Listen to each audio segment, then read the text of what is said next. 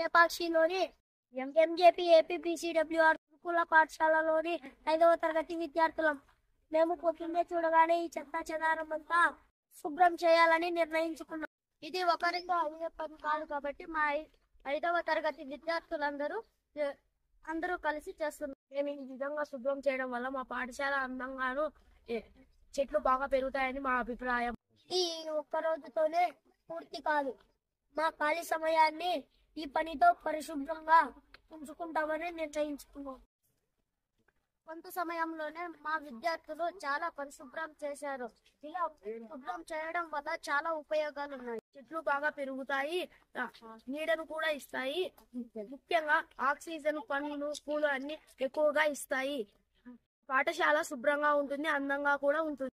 ఇలా శుభ్రం చేయడం వల్ల విషపూరితమైన జంతువులు ఇక్కడికి చేరు. అందువలన పిల్లలు సురక్షితంగా ఉంటారు.